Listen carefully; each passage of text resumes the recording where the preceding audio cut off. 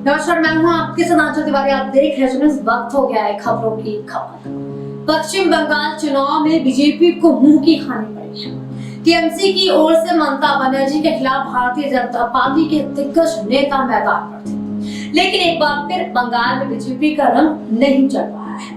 वहीं अगर 2019 लोकसभा चुनाव के बाद की बात करें तो बीजेपी कई राज्यों में पिछड़ गई है। आइए जानते हैं 2019 के बाद बीजेपी ने क्या पाया है और क्या पाया है और क्या खोया है। 2019 के लोकसभा चुनाव में बीजेपी ऐतिहासिक सीटों के साथ सत्ता पर काबिज हुई थी। उसी साल 7 राज्यों आंध्र प्रदेश, ओडिशा, सिक्किम, अरुणाचल प्रदेश, हरियाणा, महाराष्ट्र और झारखंड में चुनाव हो रहे थे, जिसमें बीजेपी की राजनीति देखने को मिली। कुछ राज्यों में तो पार्टी ने वोटों से राज किया तो कुछ में नीति से राज कर रही है। हरियाणा, सिक्किम और मध्य प्रदेश में बीजेपी ने नीति से सत्ता हासिल। 2019 के बाद तमाम परिणाम पर गौर करेंगे तो पाएंगे कि बीजेपी के हाथों से राज्यों का जनादेश रेत की तरह धीरे धीरे फिसल रहा है। 2019 आम चुनाव के बाद अब तक के 10 विधानसभा चुनाव में एनडीए को केवल 4 राज्यों में ही जीत मिल पाई है। वहीं अब पश्चिम बंगाल, तमिलनाडु और केरल में बीजेपी को हार का सामना करना पड़ रहा है। कुछ लोगों का सवाल हो सकता है कि हरियाणा और महाराष्ट्र में बीजेपी सबसे बड़ी पार्टी थी, फिर उसको हार कैसे मान सकते हैं। जवाब यह है कि महाराष्ट्र में बीजेपी अपने व्यवहार से अपने पुराने साथी पार्टी मतलब शिवसेना के साथ अपना गठबंधन नहीं बनाकर रख सकी और इस वजह से सत्ता से बेदखल होना पड़ा।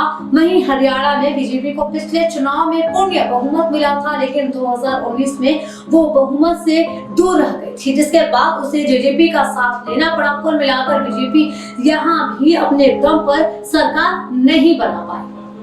आंध्र प्रदेश में हुए विधानसभा चुनाव में बीजेपी को एक भी सीट पर जीत नहीं मिली थी, जबकि पिछले विधानसभा मतलब कि 2014 के चुनाव में बीजेपी ने वहां 4 सीटें भी जीती थी। ओडिशा विधानसभा चुनाव में बीजेपी को 23 सीटें मिली थी। यहाँ पिछले चुनाव में सिर्फ 10 सीटें ही जीत पाई थी बीजेपी, यानी ओडिशा में बीजेपी को 10 सीटों का फायदा हुआ है। अरुणाचल प्रदेश में हुए विधानसभा चुनाव में बीजेपी को 60 में से 41 सीटों पर जीत मिली थी। इससे पहले हुए चुनाव में बीजेपी के खाते में सिर्फ 11 सीटें ही आई थी।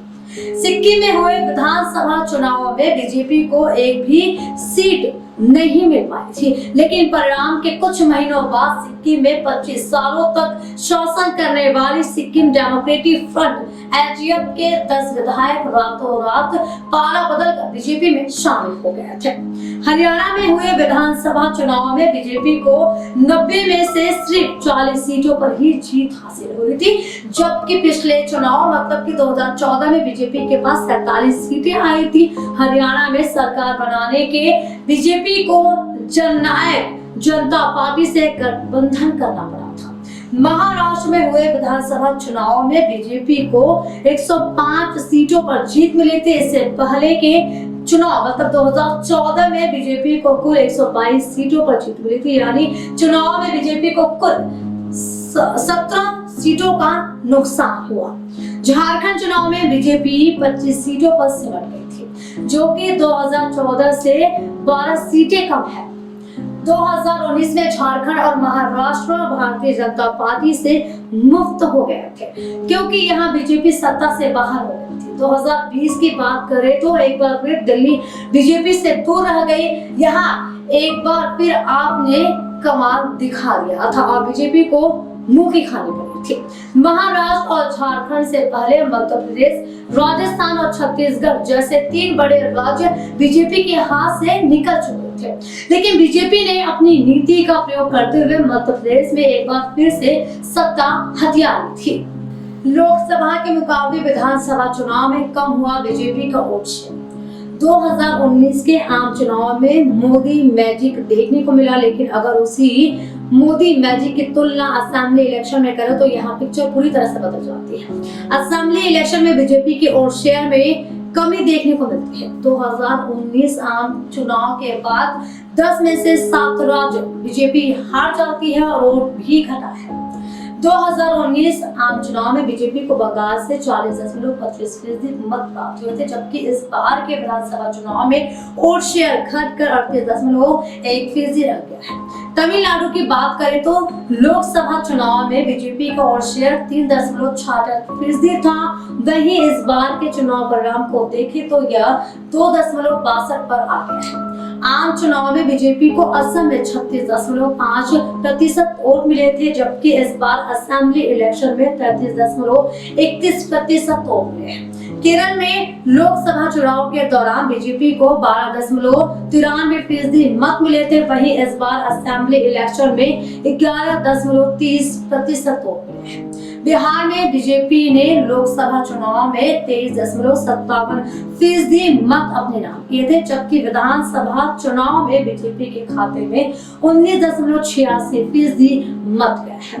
दिल्ली की बात करें तो जहां आम चुनाव में बीजेपी के 55.56% मत थे, वहीं विधानसभा चुनाव में पार्टी के खाते में 38.51% वोट आए। झारखंड में बीजेपी ने लोकसभा में 50.96% मत अपनी झोली में डाले थे, वहीं विधानसभा में यह कम होकर 33.37% पर आ गए हैं। हरियाणा में बीजेपी ने आम चुनाव के दौरान जहां 58.2% वोट हासिल किए थे, वहीं विधानसभा चुनाव में पार्टी को 36.49% मत मिले थे।